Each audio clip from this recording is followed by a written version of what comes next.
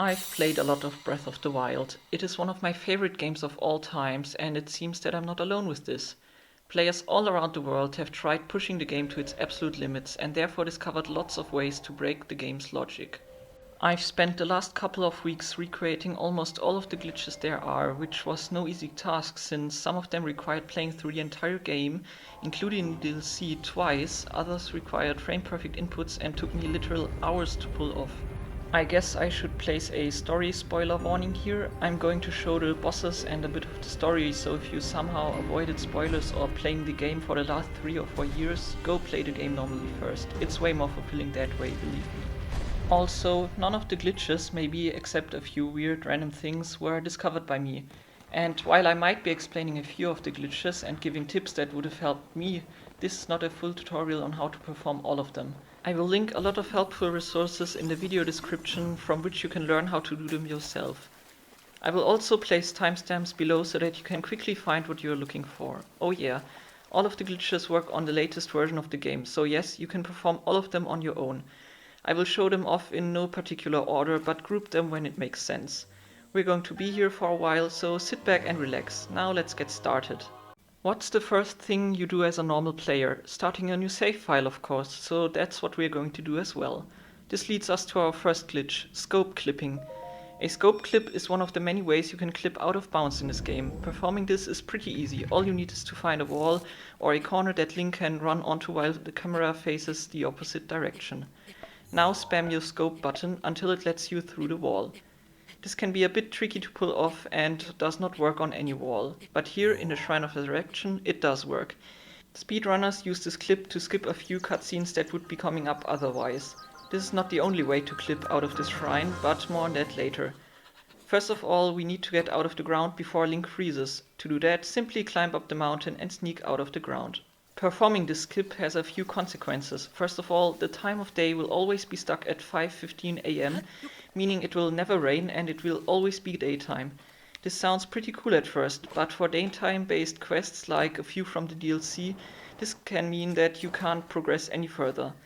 Also, the old man won't be sitting there. If you were to run back up the slope, you could activate the cutscene, making the time progress again. But I won't be doing that here, since I do like the idea of having no rain during my playthrough.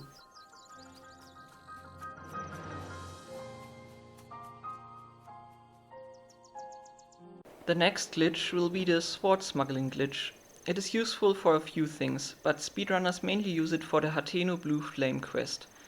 The game basically thinks that we don't hold any weapon even though we are, which is why we can use the torch and do pretty much anything else like sprinting or paragliding at the same time. To do this, spawn a bomb and place it in front of you. Pull out a shield and the weapon you want to smuggle. Press B to put them both away again, but in the animation of putting them away, unequip your shield. Then simply pick up the bomb and throw it away. There you go, it's that easy. This makes the quest way easier, and since it never rains, we don't even need to wait at a campfire until the sun comes out. Speaking of smuggling, we can also smuggle items. Item or hold smuggling is a bit more difficult since it requires us to perform a frame-perfect pause buffer. First, stand shoulder deep in the water. Then hold the items you want to smuggle and spawn a bomb. This is easier if you jump at the same time. After detonating, you will need to pause on the third frame, where the explosion looks just like this, a hollow center and white all around it. Then simply teleport anywhere. Link will now be seeming to hold the items in the inventory. We can use this glitch to dye our colors into any color with any material we want, since we are already holding the necessary amount of items. Also, did I mention that you can never have enough apples? You can get a total of 1004 of any item type by having 999 of it, hold smuggling 5 of them into your hands, collecting 5 new ones, and pressing B to put the ones from your hands back into your inventory. Okay, so where were we? Oh yeah, we wanted to play through Breath of the Wild completely normally. We've just lit up the furnace, so let's get our well-deserved camera rune. It's required for other glitches we want to do later. After unlocking the Sheikah Sensor Plus, we usually obtain one or a few images for free after talking to Ximin. If we however sell a certain amount of items in Hateno, we will obtain this amount of extra images for free. This is the free images glitch or Easter egg or exploit or whatever. Now, before we can continue, I need to show you another glitch that is really cool on its own, but is also the basis for what seems to be half of the other glitches there are in the game. You might have guessed it by now, it's the moon jump glitch. It basically makes the game think that Link is on the ground the entire time, so we can do everything that we can do on the ground in the air as well. Okay, there are some exceptions, but we'll cover those later. But of course, this includes jumping. This means we can simply jump in the air after we already jumped. This is really cool since it allows us to basically fly anywhere we want. But be careful, if you start swimming, your stamina wheel will no longer refill after you get out of the water. You will need to save and reload or warp somewhere to fix this. And if you touch a wall, you will no longer be able to walk properly. To fix this, simply hold an item. Oh, and don't jump / downwards, since this will make you stuck forever like this. Until you warp, of course. To perform the glitch, go to the mounted archery camp and start the minigame. Then turn around and head onto the cliff.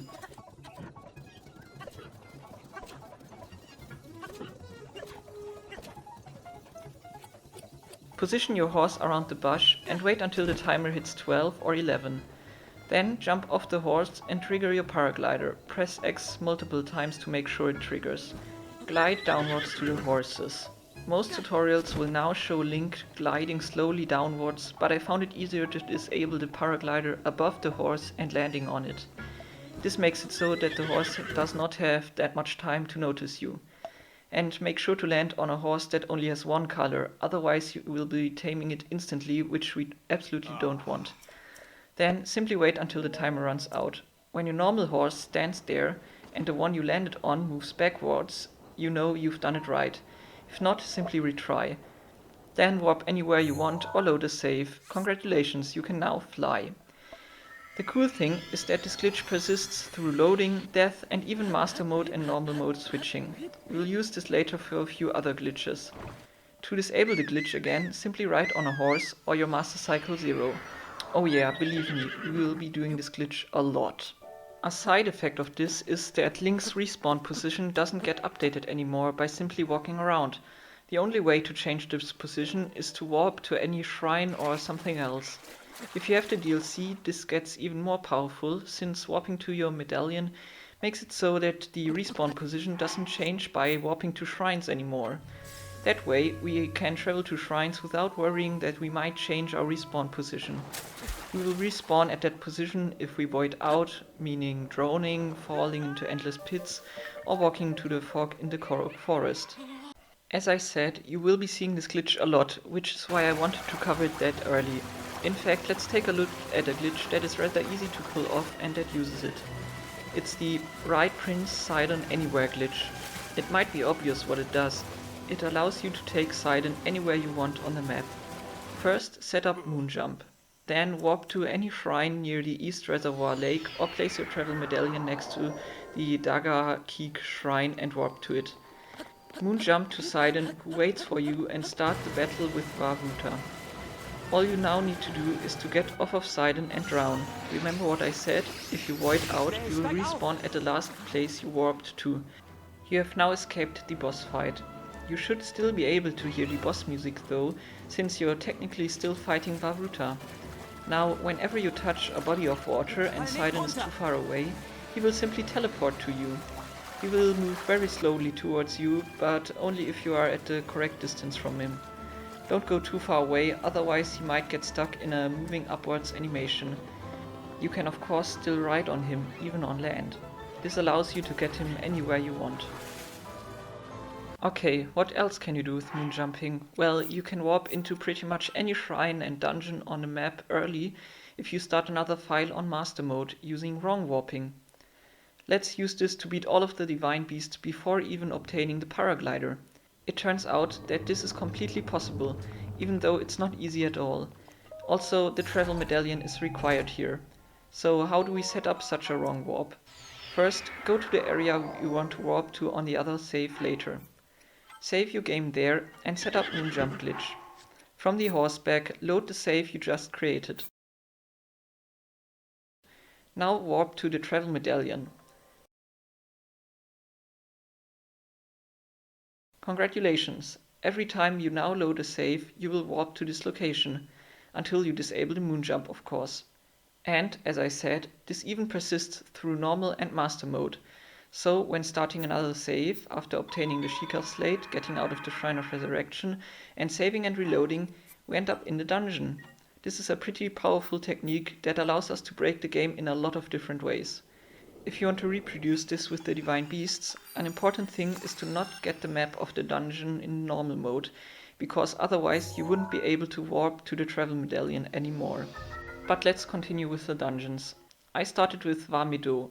Starting with Var-Naboris would have been a smart choice because it has the hardest boss, and bosses have more health the more of them you've beaten before, but whatever.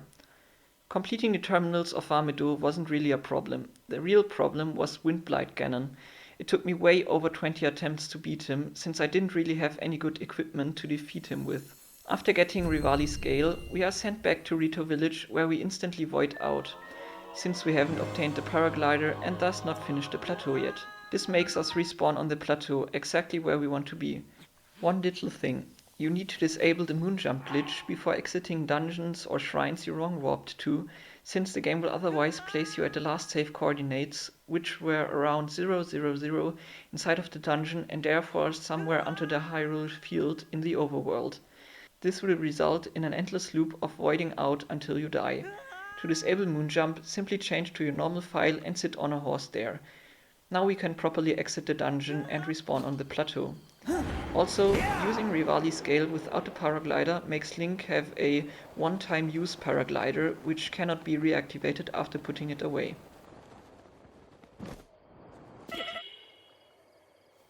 As I said, bosses get harder the more of them you beat, so I did Thunderblight next. To wrong warp into there, I again needed to get there in normal mode first, and there are a few other glitches we can make on the way to Var-Naboris. First of all, the Jiga clan skip. It requires us to learn how to walk through solid walls, an ancient technique that the Jiga were not willing to teach us. But whatever, I'll teach it myself. There are a lot of ways to get out of bounds in Breath of the Wild. The first one we'll take a look at will be the skew clip or shield clip. The skew is a technique that allows for other, more advanced glitches, but again, we'll come back on those later. But for now, what is a skew?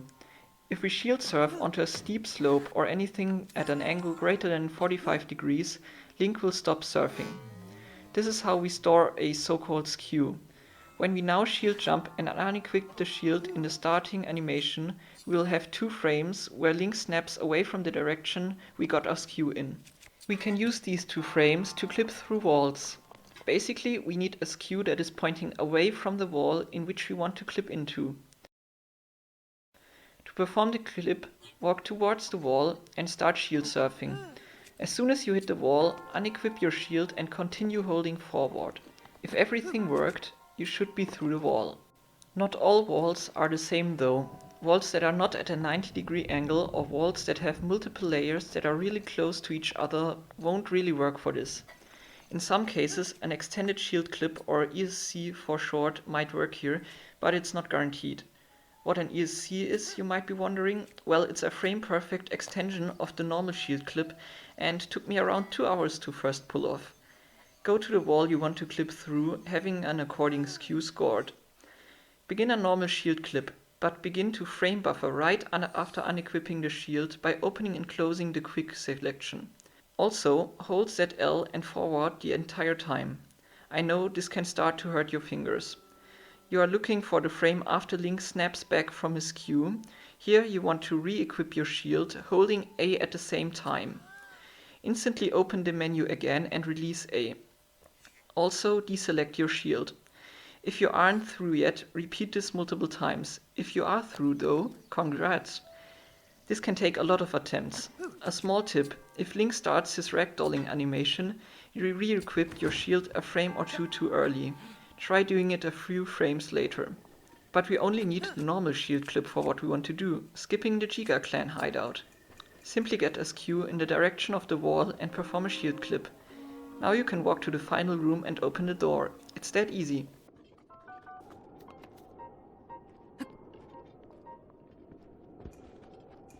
Usually, we would now give the Thunder Helmet to Riju, but to be honest, I really want to keep it to myself. So, the next glitches. Eventide and minigame storage. This glitch allows us to take any item from the Key Items tab of our inventory and basically spend it while keeping it. Again, place down the travel medallion on these rocks. Now get Moonjump and warp to the travel medallion.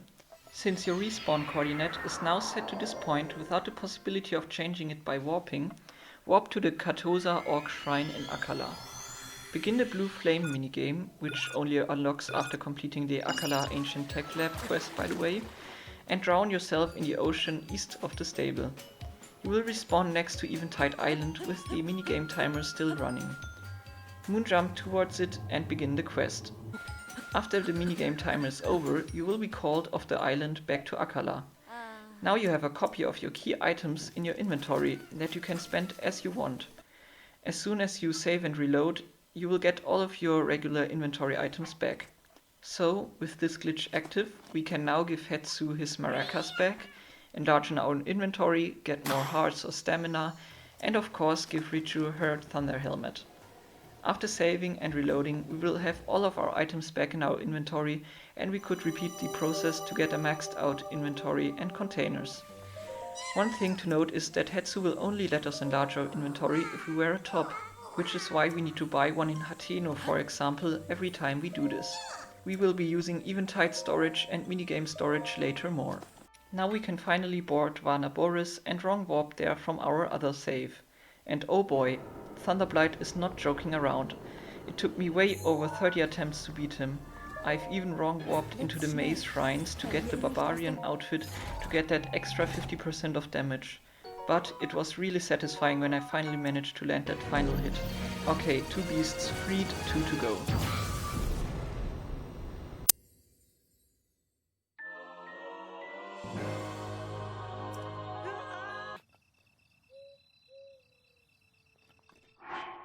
Vah Rudania is a whole other story. We can't possibly get a fireproof elixir or fitting armor on the plateau, so if we wrong warp there, we will simply burn slowly. Luckily, there are glitches that will help us with that as well. Apparatus storage comes in useful. Apparatus storage is a glitch that has lots of applications as well, one of them being climate immunity. You will need to get the camera rune for this. Go to any shrine with an apparatus. Save outside the shrine. Go inside and wait for an autosave.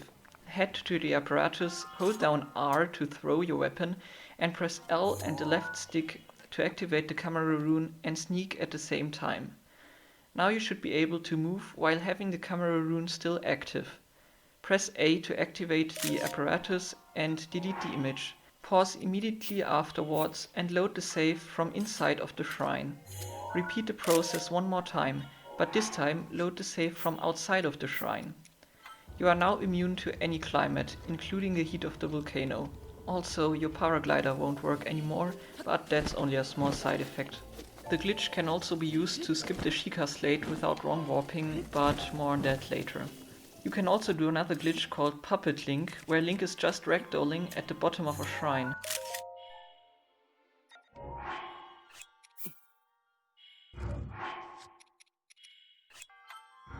Just take enough damage at the same time as you fall into the void and quickly eat stuff that heals at least 1 1/4 of a heart.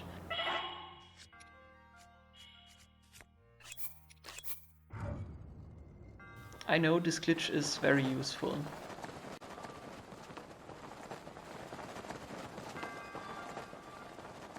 Whatever, the most important thing is that we can now walk around without burning on Death Mountain.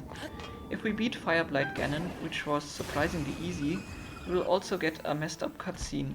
Since we never started the quest with the volcano, it is still in the erupting state, but that's only a visual glitch.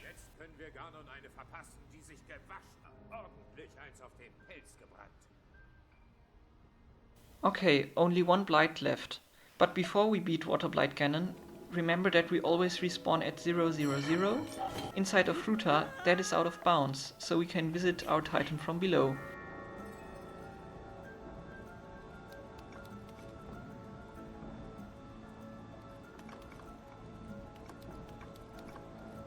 Great! We now have all Titans and all of their abilities before even having the paraglider. Since I also want to have the Master Cycle 0 without having the paraglider, we need to get back into the Shrine of Resurrection. Remember how we previously skipped opening the door so that it is always daytime? Well, this now creates a few problems. We can't get in there anymore. But hey, that's a great occasion to make use of another glitch, horse wrong warping. Basically, we make the game think that we want to warp somewhere else, resulting in not loading the ground underneath us so that we can fall right through it. Simply position your horse wherever you want. In my case, that would be right above the Shrine of Resurrection. Save and perform apparatus storage. This time we don't want to perform the storage twice though. Simply pause after deleting the picture and hold an item. Unpause and pause in quick succession and watch your memory. If the memory doesn't show up, you've done everything right. Jump off the platform and load the save with you on the horseback. You will void out and be placed at the center of the map. Now warp to any shrine that is far away from your horse. The game will try to place you there, but you will snap back to your horse. Since the area isn't loaded, you fall right through the ground and are free to walk around there. It might not always work as you can see here, simply retry in that case. Okay, but we still want to get into that Shrine of Resurrection. We are one step closer, but now we need to find a way to get in there.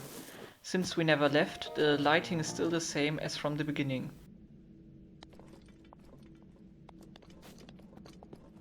By going on top, we can kind of clip in between the door, but it doesn't really help. Oh yes, playing the opening cutscene won't open the doors either. But with a well-timed shield jump, I was able to get in there. At this point, I was trying to get in there for around 2 hours, so you can imagine how happy I was that it worked. Now we can finally get the DLC quest. I placed the medallion to make sure I come back whenever I want. Remember minigame storage? I tried to escape the plateau with the one-hit obliterator so that I can keep it forever. Sadly, the monk simply takes the obliterator away even though we are so far away from the plateau. So we need another idea how to keep it. Inside of the Korok forest there's another minigame that equips us with a sword, a shield and a bow. As soon as we unequip any of those, we fail the minigame. To escape this minigame, simply climb up the tree branch and void out at the same time as you leave the minigame area. When asked if you want to continue, say yes. You will be placed right outside of the main area of the forest. Now we are in the passive state of the minigame, where we could theoretically unequip the shield and the sword and nothing would happen. To get into the active state again, go to around this branch right here, so that you can see the Korok. This is the second type of minigame storage. Now comes the tedious part, walking all the way back to the plateau, or riding in my case. And whatever I did there, I made my Zora armor look more fancy. I've never seen anybody performing this glitch, so maybe I discovered a new one? Picking up the obliterator brings us back to the Korok forest, since we unequipped the sword. This time though, the Korok made it so that we hold no weapon at all, so that the monk can't take our obliterator away even though the animation is there. I know I somehow didn't record any footage for this, so you simply have to believe me. But that's great, now we have the obliterator and the monk won't be taking it away anymore. But do you know what's better than having one? Having three, of course. You might wonder how I did this. Well, duplicating another one and picking it up a third time inside of the Shrine of Resurrection. This means that I can now keep 2 obliterators at all times. Sadly, they will only deal 1 damage per hit, but hey, at least they have infinite durability. Also, the only way to unequip them is to place them inside of your house, so make sure you have that.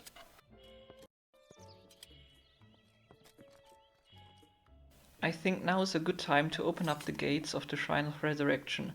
The game doesn't really expect us having any weapons, so this is the cutscene we get.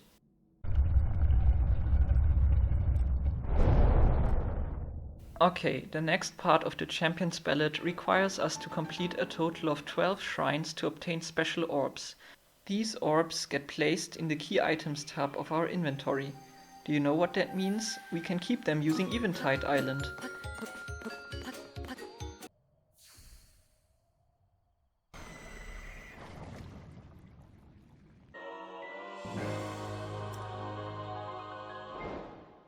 A slight inconvenience is that we get our normal inventory back after fighting each blight again, meaning that we need to perform this glitch 4 times again in total. Also, we can use this to get a few additional hearts and containers while we're on it. By the way, while fighting Thunderblight, this happened. Yeah, that was a bit weird.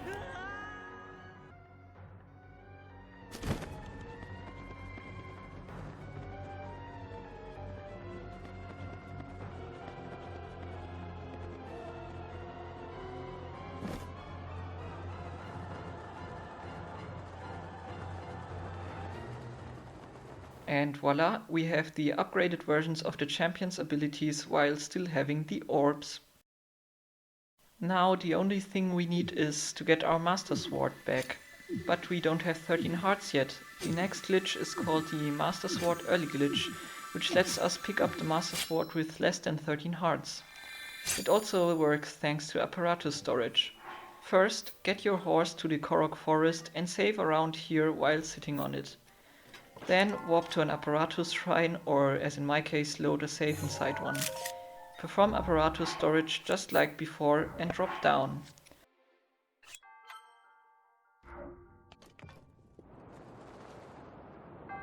Now load the save with your horse. Warp somewhere that's far away. The game gets confused again and places Link in the Korok Forest.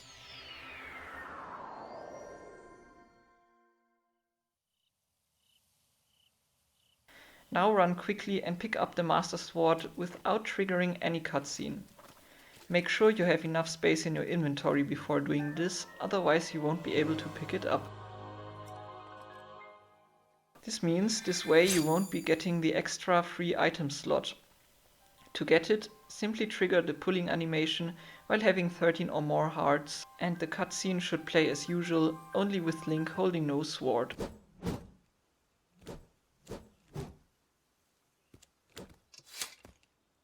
With this, we have access to the final trial. Wrong warping there should be no problem by now, since we have done it that often. Again, be careful not to pick up the map in normal mode, since this would prevent us from wrong warping there in the future. Ever wondered what a ball spawning pipe looks like? Also, the elevator starts from the bottom and slowly moves back up. Luckily, parts of the wall have no collision, so we can simply escape the dungeon and admire its beauty.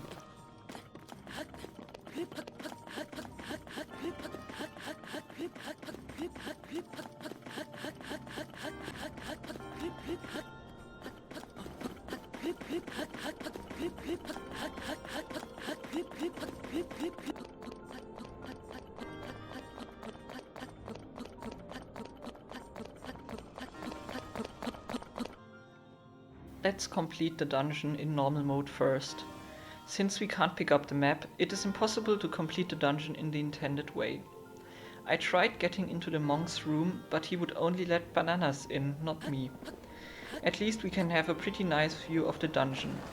Oh yes, you can also let yourself fall for a few hours and you will end up with a pretty glitchy looking Link, but I didn't have the patience to do that. Okay, back to beating the trial. We need the final trial skip. There are 2 possible ways of skipping the final trial. The first one simply requires moon jumping out of the area and finding the Monk Matskyosha arena that is stored out of bounds. The arena and the dungeon are on the same map, by the way. You will have to jump pretty high, so high in fact that you reach the ceiling to not hit the death barrier that surrounds the dungeon. Then moonjump southwards until the lighting changes to the overworld lighting and you should get your champion's abilities back. Then drop again until you are at the height of the dungeon. Continue southwards until the arena appears. Here you will need to jump really high again to overcome the death barrier that surrounds the arena. Then simply drop down. I've tried this a few times, but it never really worked for me, since I always accidentally hit the death barrier. This is why I switched to method 2, wrong warping there. Place your travel medallion around here on the overworld. Set up moonjump and warp to it. Now go to the final trial and jump into the lava. Since the coordinates from the overworld are translated to the dungeon coordinates, You are placed exactly there, which happens to be the arena. Now we can fight our favorite monk with our favorite music.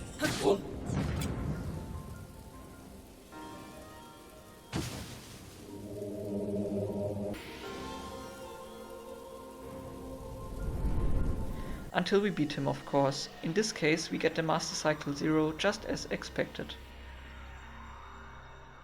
Now let's beat the monk on Master Mode. For this, I mostly completed the dungeon in the intended way. When we begin the boss fight, but void out, since we still have Moonjump active, we get teleported back to the final trial. Sadly, restarting the battle doesn't mean that we spawn another monk. Also, it turns out that this fight can be pretty difficult. We don't have access to the paraglider, and we can't drop a banana or use the camera rune to identify the real monk. After around 20 attempts, I finally beat him and was granted the Meister Cycle 0 and a picture of the champions before even leaving the plateau.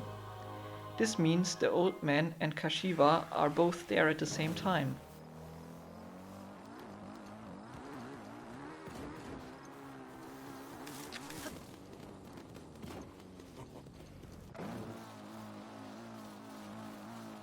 Using wrong warping, we can also complete all of the DLC shrines on Master Mode from the plateau, so I did exactly that. It took a while to set up all of the individual wrong warps, but hey, now we've got all of the orbs as well. Completing the 4 DLC shrines on the plateau triggers the cutscene as usual, but without the one-hit obliterator in Link's hands.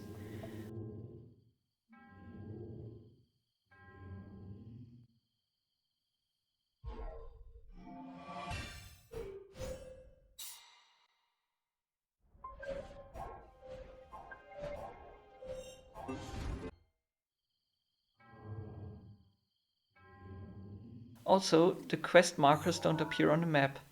The one-hit obliterator simply floats inside of the Shrine of Resurrection with the missing pedestal. Kaz appears on a mountain after completing the shrine that is located there, but sadly we can't talk to him. Now that was a lot of wrong warping to do stuff out of order, wasn't it? It required me to perform the moonjump glitch at least 40 or 50 times. By the way, if you don't finish talking to the man, the camera continues to zoom out, which makes it so that we can get a really great view of Hyrule from far away. Here are a few of the highlights.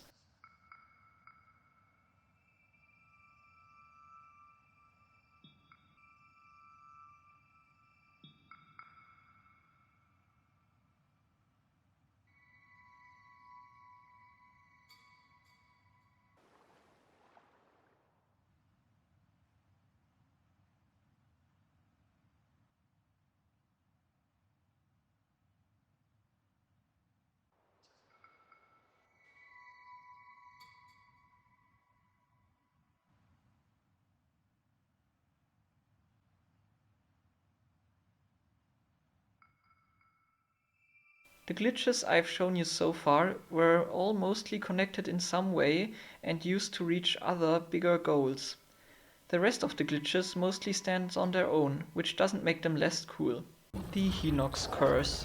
Using a metal box from, for example, an amiibo, we can pick up a Stalnox and bring them anywhere we want. If we get them to stand under a waterfall to make them nice and clean, we can even get them to turn invisible. One tip for this, try placing them under the waterfall first and then pushing them even deeper at their eye level. If you did it, this is where the real craziness begins. The physics engine will completely shatter. The first thing you will notice is that Link begins to spin around, enemies and other objects like shrines and other stuff will start flying or rotating around. The camera can also randomly zoom out. Shooting the Stalnox will make it visible for a split second, allowing you to move around normally for a short amount of time. Riding your horse can also be a rather special experience. Here are a few of the impressions.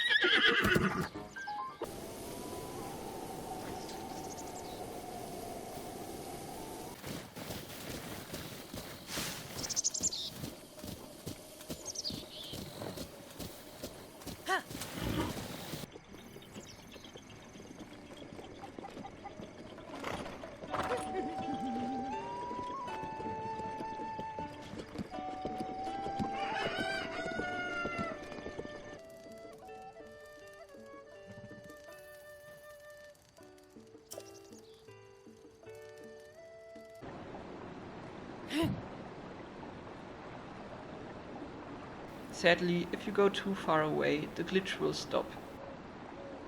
Did you ever run out of arrows? Well, if you have a multi-shot bow, this can't happen to you anymore. Simply shoot a cooking pot and all of the arrows you just shot will be pick-upable, not only one. This allows you to duplicate arrows as much as you want. Horses are pretty broken in this game in general. We used them to wrong warp earlier already, but we can do so much more with them. Momentum transfer or vertical horse slide allows you to store motion until you dismount the horse you are riding on. Simply save the game while riding a horse and warp to the Wasteland Tower. It doesn't have to be this tower, but there are metal boxes we can use right below it, so it's a convenient spot. Drop down to the boxes and stasis one of them. Hit it until it is fully charged, then hit it upwards with an arrow. Stand on it and wait until the stasis timer runs out. Immediately pause and load the save on your horse. If you now dismount, you will get all of the upwards momentum from before, sending you flying into the air. Sadly, this does only seem to work with upwards momentum.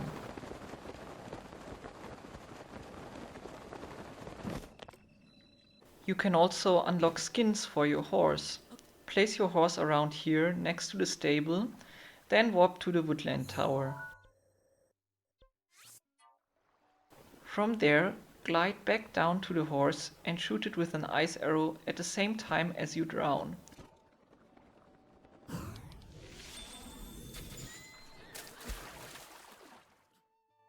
Now glide down again to find your horse with the brand new ice skin.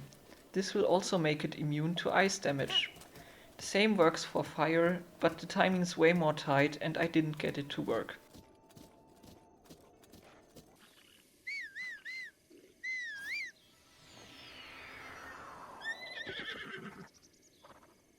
Horse clipping. You can not only clip through the ground using your horse, also through walls. Position your horse so that it faces away from the wall you want to clip through, and press X to jump off. While in the air, save and reload. You should now be inside the wall. Yes, it's really that easy.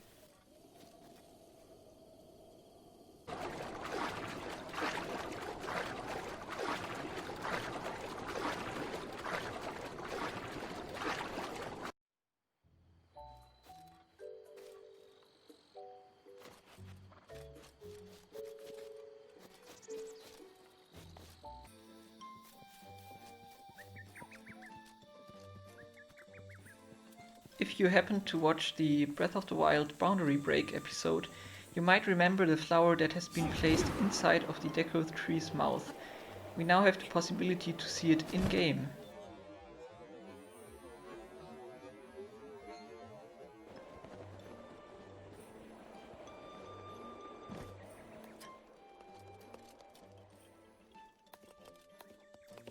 Horse sliding is a rather weird glitch that lets you slide off your horse in a certain direction after dismounting. Bring your horse to a slope and place it in a 90 degrees angle to it. Place yourself at the back of the horse around here. Hold down X and D-pad up at the same time.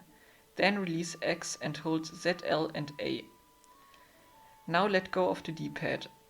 Now you can start riding in any direction you want. If you dismount, the sliding will begin in the opposite direction your horse was facing while setting this up. The further you ride away, the further you slide. You can even take this into shrines by loading a save you created inside of one, which is especially useful for shrine speedrunning. Ever felt like your horse doesn't have enough stamina? Then the horse stamina refresh is the right glitch for you. Use up all of your horse's stamina except for one. Hold ZL and ZR at the same time, then tap X and instantly afterwards A. If you had the correct timing, you unmounted and remounted your horse and thus refilling your stamina bar. It seems as if it was still empty, but that's only a visual glitch. It works best on flat terrain. The Horse Factory or Infinite Horses glitch is rather useless. It allows you to summon as many horses as you want. First, Collect a few torches. This is the easiest in the Typhlo ruins. Simply use your Sensor Plus for this. After you have around 8 of them, head to this spot in the Hebra region.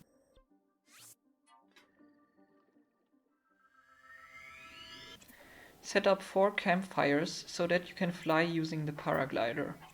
When you reach the max height with the paraglider, the bokoblins on horses should despawn.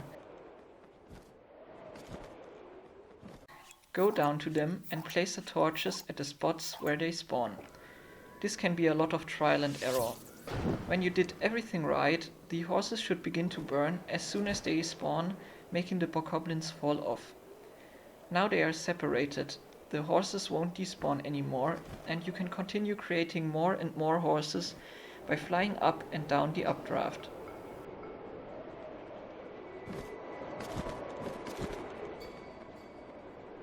When you go down to visit all of your new friends, it might get a bit laggy depending on how many you spawned.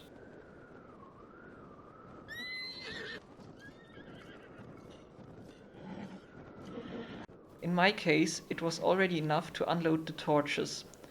If you make more than 300 of them, the game will simply crash. I'm also not sure if that blood moon was a panic blood moon or a normal one.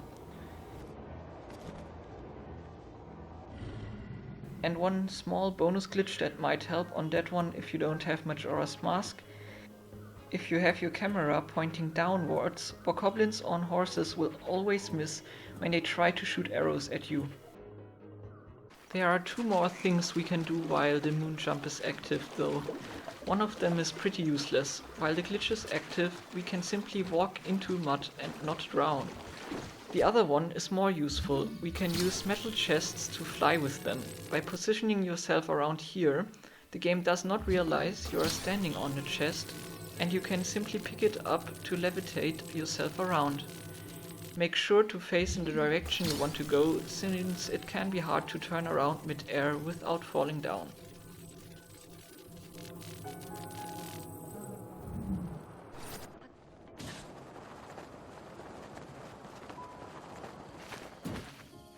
Speaking of flying with Magnesis, the first time gravity was escaped in this game was using 2 minecarts from Death Mountain. By stacking them in this way, so that the lower one tilts at an angle of around 45 degrees, you can stand on the upper one and use Magnesis on the lower one. This way you can fly.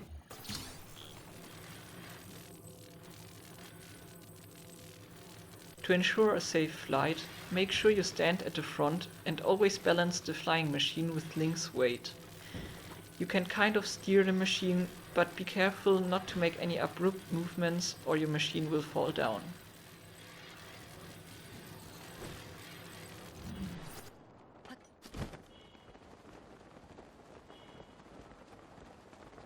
There's another way we can get out of bounds. I told you there were a lot of ways to achieve this before. This time we use the stasis module, which is why it's called stasis clipping.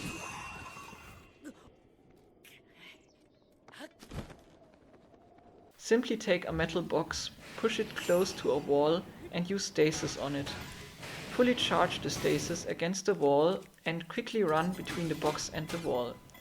Pushing against the box increases the chance of success, so try doing that. If everything worked, you should now have been sent through the wall. Okay, there's one more concept that is crucial to many other glitches that will follow. Most of them have to do with insanely fast movement or movement in general. This concept is called bullet time. While Link performs certain actions, time around slows down and we get this slow-mo effect. Bullet time can be triggered by pulling out your bow in mid-air or perfectly dodging an attack.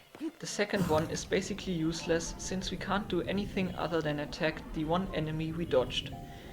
During bullet time, time passes around 19 times slower than usual. This makes it so that certain interactions between objects get miscalculated since the duration of contact gets 19 times longer than usual. The first glitch using this is the bullet time launch. I picked this one as the first one since it makes it pretty obvious of what happens during these bullet time glitches and it's relatively easy to perform. Simply place a Cryonis block under any object and trigger bullet time by tapping but not holding ZR to pull out your bow. If timed correctly, the object should be sent flying.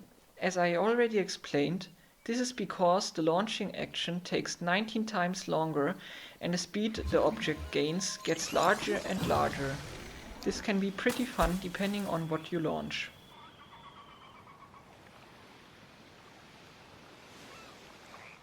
The bullet time bounce was the first big glitch that allowed speedrunners to skip the entire ride to Hyrule Castle and many other distances all over the plateau. There are consistent setups, but it's already fun to simply mess around with this glitch. To perform it, shield surf, trigger bullet time by tapping ZR, again not holding ZR, and landing on an enemy. Whether it works or not depends on the enemy you jump on. The only enemy that requires no preparation is the red bokoblin. For other bokoblins, you will need to shoot them with an ice attack first so that they are in their frozen state. Other enemies like Lizalfos or moblins also work, but I've never tried it with one of these. As I said, insanely useful in speedrunning. Another technique that uses this are wind bombs or bomb impact launches. Basically, you use one bomb to shoot another bomb into Link during bullet time, which sends him flying. There are multiple ways you can perform this. The three easiest are the double backflip method, the front hop method, and the mid-air method. The most consistent one is the double backflip one. To perform it, stand on an object that is around half Link's height. Hold your shield and perform 2 backflips. Place your square bomb down, and while holding your shield, go back on the object you stood on. Now backflip. As soon as Link is upright again, tap or hold the R to trigger bullet time. Wait for your stamina bar to deplete by 1/3 of a wheel and place the round bomb. Instantly detonate the square bomb afterwards.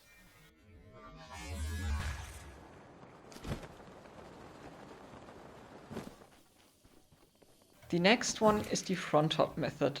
This one only works in the cardinal and intercardinal directions, so make sure you face in one of these. Stand at a spot where you can front hop off from. Then front hop, place the round bomb by pressing L and trigger bullet time by tapping ZR at the same time. This part can be a bit tricky, but you will eventually get a feeling for the correct timing. Now wait until Link's legs don't move anymore and place the square bomb. Detonate the other bomb instantly afterwards.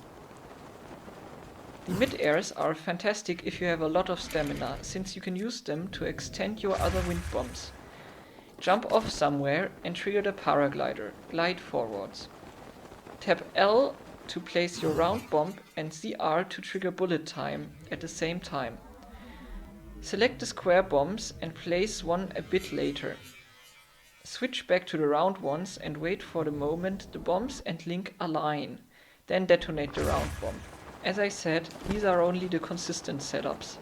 People who have put even more time into this came up with setups that are really difficult to pull off, but for regular gameplay, wind bombs are a fantastic method to quickly get anywhere you want, especially on your second or third playthrough.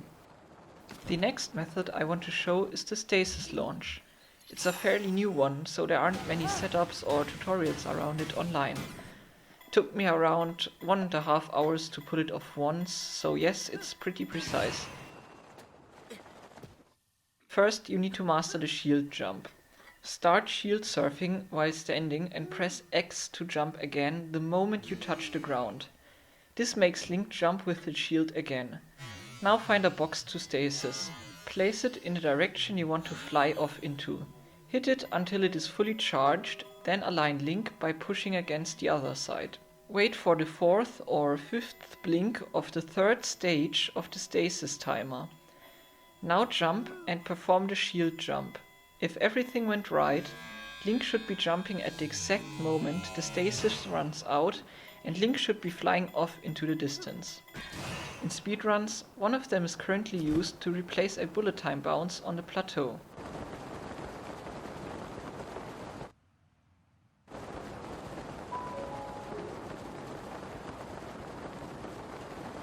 Okay, one last bullet time related technique. This one is useful for combat. It is the Thunderclap Rush. It allows us to instantly rush towards an enemy as if we would have perfectly dodged an attack from him, with the difference that no attack is required and that it works from any distance. Performing one is easier as it seems. Simply let an enemy hit you or your shield. Perfect parrying won't work here. Then go to a spot where you can get bullet time. Target anything you want with ZL and jump off. Tap ZR and Y at the same time to enter bullet time and pull out your sword. Now you should rush towards the enemy that you've blocked the attack from. This even works on NPCs.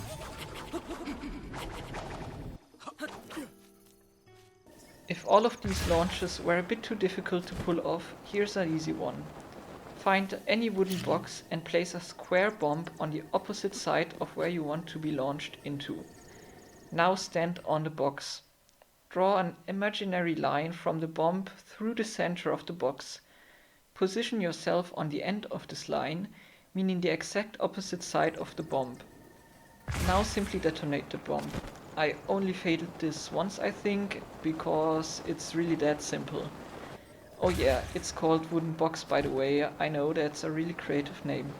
Remember Eventide storage? We were able to get the maximum amount of hearts, but it required us to buy a shirt every time and the setup was tedious. So how about another method of getting unlimited containers? Container duplication is pretty good if you already have a lot of containers, since it allows you to double the amount every time you perform it. It uses apparatus storage and the horned statue. It's pretty convenient that both of them are located in Hateno. First, go into the shrine and create a save. Now leave it and give as many containers to the statue as you want.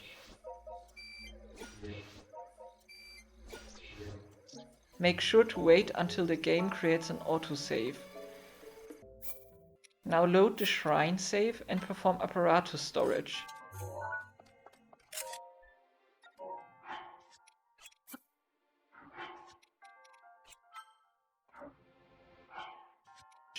Reload the autosave where you sold all of your hearts.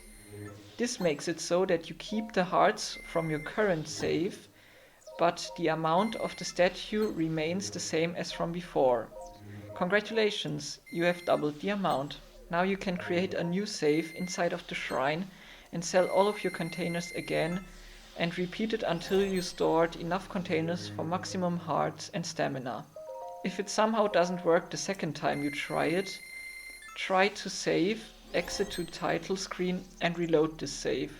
It usually works for me this way. Now you can have both stamina and hearts maxed out at the same time. If you don't want to complete that many shrines on your fourth playthrough, it can be a great glitch to make your life a lot easier. But not only can we duplicate containers, but we can also get infinite Korok seeds. It basically relies on getting a specific Korok without activating it. The easiest one is the one on top of the Akkala Ancient Tech Lab.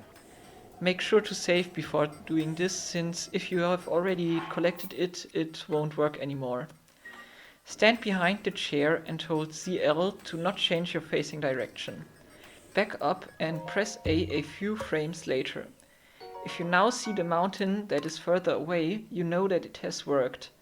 The Korok did not appear and you can repeat it. I would recommend saving after every 1 or 2 successful attempts, since you don't want to lose too much progress if you fail. If you are lucky, the game even autosaves after every attempt.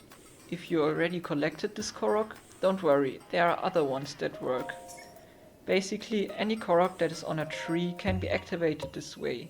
Jump up to it using Moon Jump and drop down. Again, activate it in the last possible moment. The timing here is way tighter, so make sure you really don't grab the one in Akkala.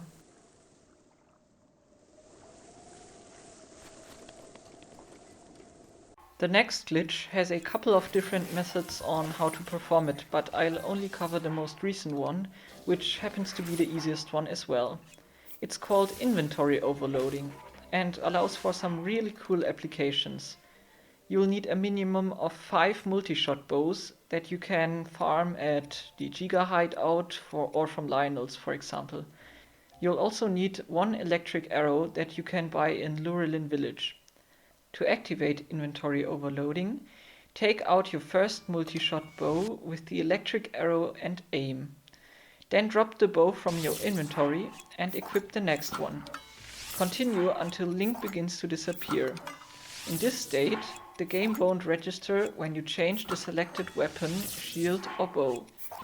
Also, I don't recommend dropping your equipment in this state, since it sometimes disappears. We can use this state for the next glitches. Weapon duplication. As the name suggests, we can duplicate our equipment with this.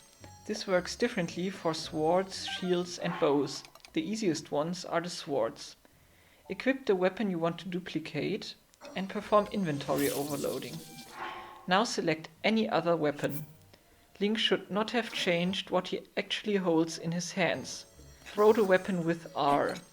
You just threw away a copy of the sword, so after picking it back up you'll have 2 of them.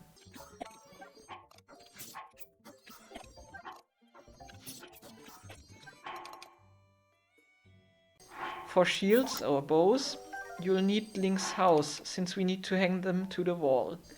Again, equip the shield and perform inventory overloading. Select another one and hang the one you're still holding on the wall. Again, you duplicated it.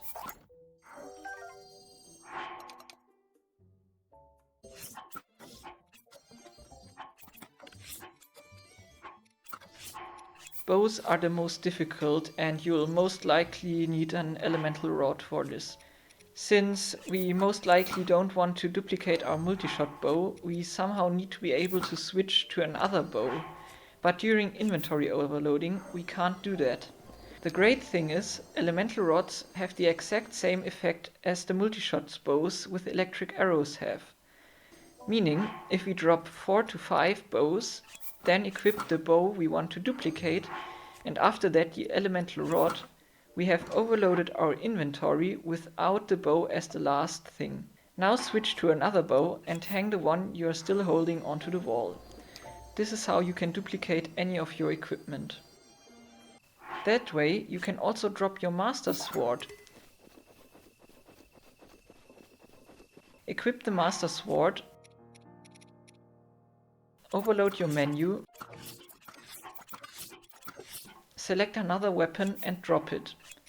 A text reading "The Master Sword has returned to the forest" will appear, and the Master Sword seems to fly up into the sky, which is basically a fail-safe if the player actually found a way to drop the Master Sword. It's a pretty cool effect, even though you are never supposed to see it. Okay, time for the next application, durability transfer. Select the equipment you want to transfer the durability from first and perform an inventory overload. Then switch to equipment you want the durability to go to. Now damage the equipment. By doing this, you set the durability of the selected weapon to the durability of the other one -1, since you damaged it once. This works with all types of equipment. Also, be careful in which order you select it, since it works the other way around as well. You're probably wondering what equipment to use for this. For shields, this is easy. The Hylian shield with durability up has the most durability of them all. It still has the highest base durability, so even without it, it is the shield of your choice. For the bows and swords, it depends if you have amiibos or not. Without amiibos, the spring-loaded hammer and the ancient bow are the best. With amiibos, it's the Big Goron sword and the Twilight bow, but only if you have the durability up modifier on both of them. And as if we didn't already have enough free weapons that way, here's another glitch we can use to get unlimited equipment. When you drop a big elemental weapon during the swing animation, then it will keep its elemental properties even though it lays on the ground. This means we can ignite stuff with a fire blade and shock enemies with an electrical weapon. To do this with an electrical weapon, however, we need to add another metal object that then shocks the enemies. This is called a shock trap. So how do we use it to duplicate equipment? When electrified, an enemy drops its equipment. If you now put a shock trap right where the enemy spawns, you can repeatedly rest at a campfire and make the enemy drop the equipment again and again. This is why you should choose an enemy with good equipment for the best results. Make sure not to wait for too long before resting again, since you don't want your enemy to die. Oh yeah, the equipment is an exact copy each time, so make sure to save and reload until the enemy has the attribute modifiers that you want before setting this up.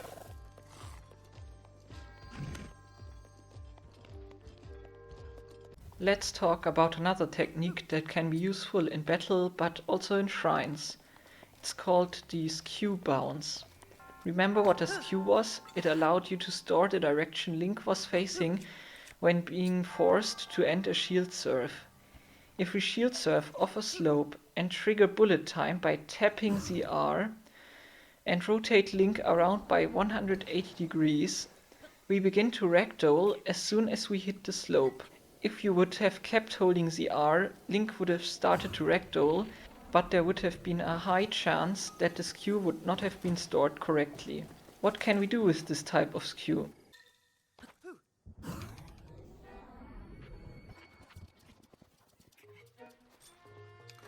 If you shield jump and unequip your shield in mid-air, you will be launched into the air. This is great for combat since it allows you to get bullet time anywhere and anytime you want.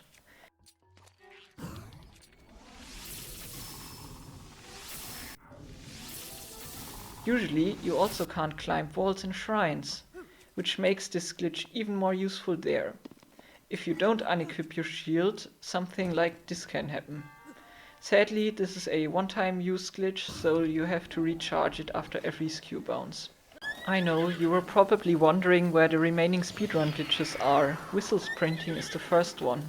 It's really easy to perform and allows you to move at almost max speed the entire time. Simply hold down your D-pad and constantly tap and release B. But as I said, this is not max speed, so switch between whistle sprinting and normal sprinting for the best results. The other one is fall damage cancel. It allows you to drop from any height without taking any damage. Before or during the fall, hold R to prepare to throw your weapon. Right before you land, release R to throw your weapon, but cancel the throw instantly by unequipping the weapon. This should make it so that you don't take any fall damage. This works from any height, but since you get the paraglider directly after the plateau, this is usually only really useful in speedruns.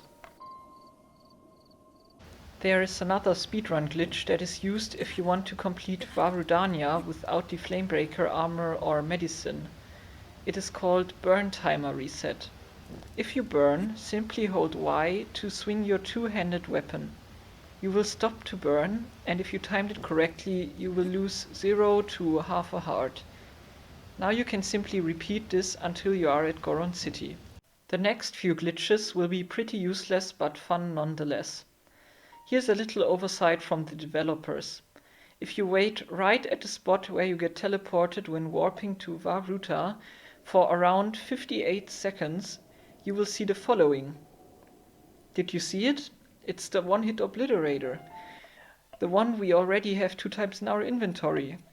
Turns out it spawns around 30,000 meters above you and then falls until it clips through the ground. You can even pick it up if you time it correctly, but it will tell you that you already have completed a trial. While we're talking about useless stuff, you can hold your bomb while sneaking. Sneak, then press forward and X to quickly move forwards and press L to pull out your bomb at the same time. Now Link should be in this weird state where you can't throw or put away your bomb. You can still press Y to pull out your sword. This makes the bomb drop, or you can simply stand up again. If you parry an attack with Daruk's protection, this usually uses up 1 charge.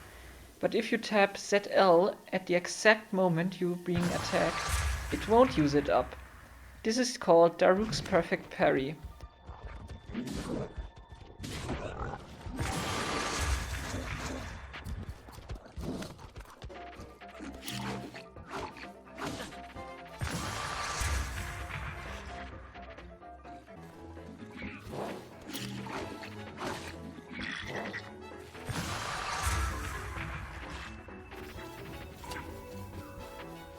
The glitch Ragdolling Bokoblin locks a Bokoblin in his, well, you've probably guessed it, ragdolling animation. Find a Moblin and a Bokoblin that are close to each other. Make the Moblin lose his weapons so that he will eventually pick up the Bokoblin and throw it towards you.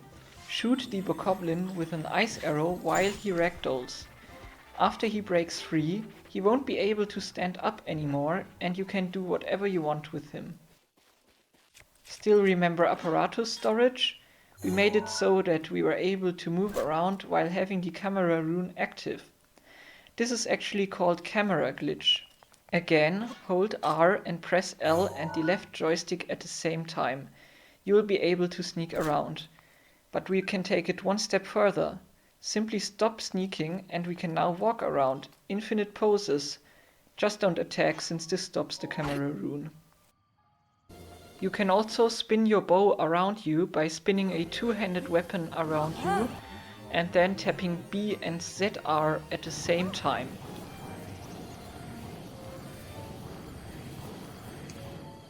The bow will act just as the weapon you just held, even keeping the elemental effects. Sadly, this also uses up the sword's durability.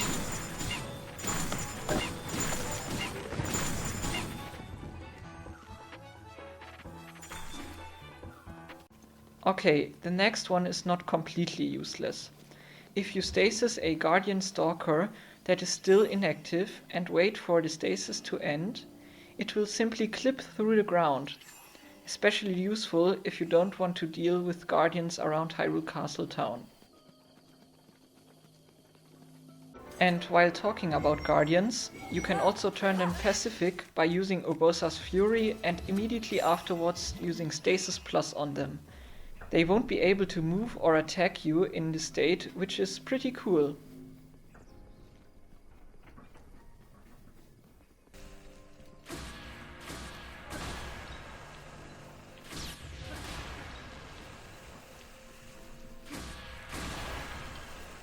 The Hylia bridge has a crack in the wall that removes the shader from Link and objects in general, which makes everything look a lot different.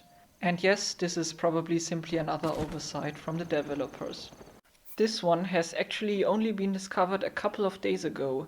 If you throw lizards or frogs into lava, they will sometimes float away instead of falling into it. I think this is because the game tries to make them walk away, but there's simply no interaction programmed for lava, so they simply continue their motion from the throw. Let's return to the useful stuff. If you've got the DLC, you've surely played the Trial of the Sword, and you surely know that it's actually pretty difficult. That's why people have discovered the Trial of the Sword skip. You know these rooms you get teleported in between? It turns out they are all located in the same map. I'm sure that by now you've learned that walls are merely a suggestion where we shouldn't go, so first get yourself a north-facing skew. Then grab the shield before the bokoblins can pick it up and perform a shield clip on the northern wall. Now you're free to explore the endless grassland of the Trial of the Sword. A few of the attractions are the different room types, the valley, the break rooms. There's even an endless ocean and a glitchy wall that we can kind of clip through.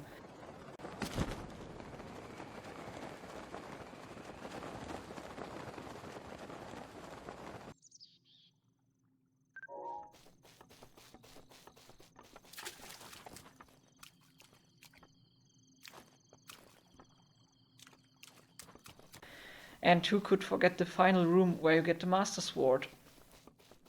Sadly, if we get too close to that one, we simply void out.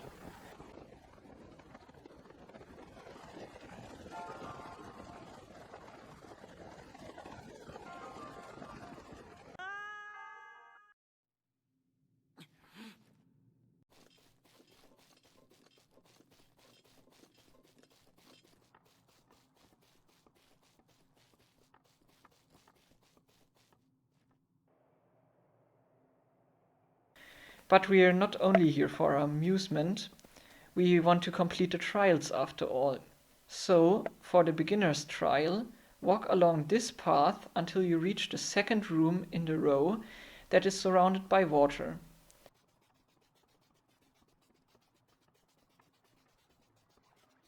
Use the land there to clip back in. This room happens to be the final room of the first trial, so we can simply defeat the Hinox using the metal box that is hidden in the water.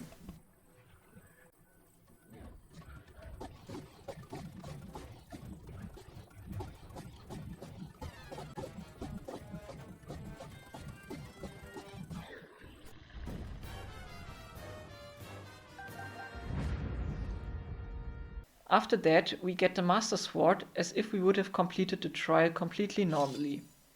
Now do the same for the other two trials, although it might be a bit more tricky to get a shield in those rooms.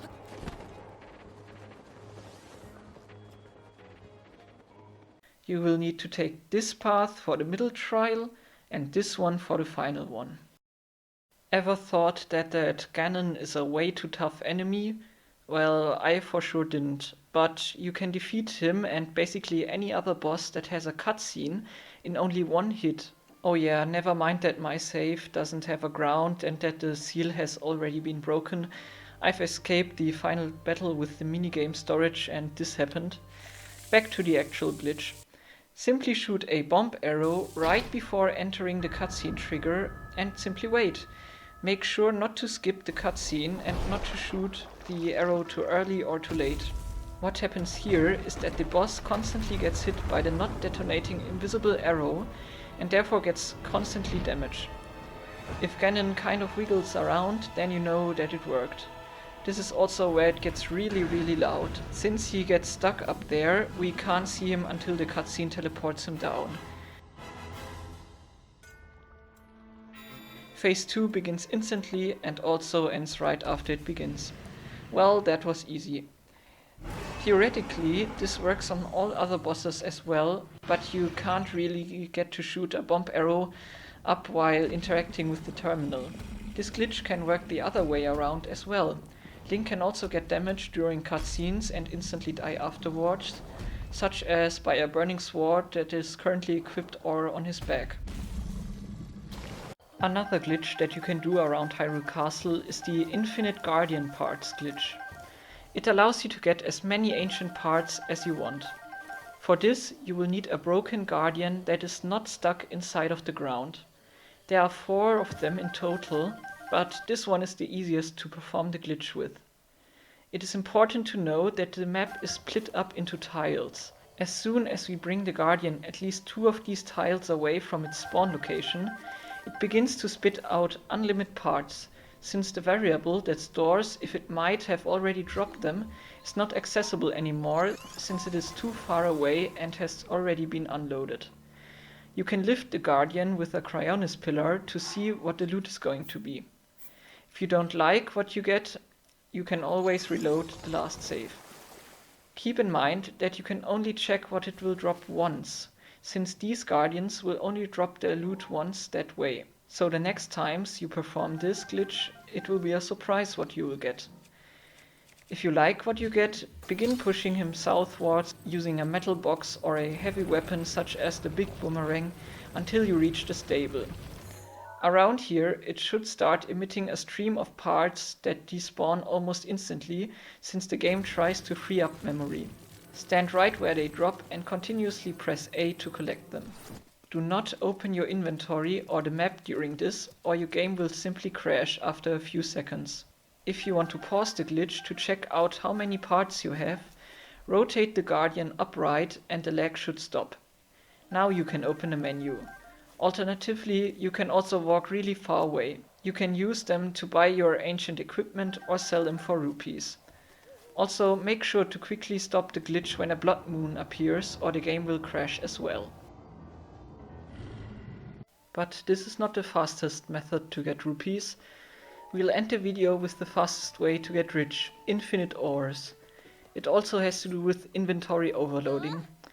Go to the Riverside stable and before starting the glitch, complete the NPC's quest by showing her a Royal Guard's sword or any Royal Guard's equipment. Now drop all of your Royal Guard equipment except for one.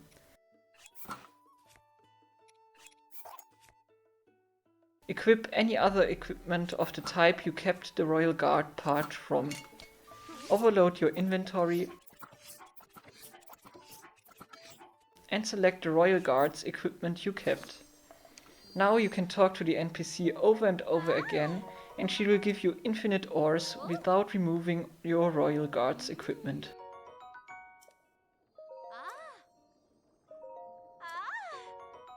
Well, and that's it. Those were almost all of the glitches there are in Breath of the Wild. Now you should know how to bend reality according to your imagination and reach whatever goal you want. What a journey. Thanks for sticking to the end with me. I've had a lot of fun creating this video and I hope you had just as much fun watching it.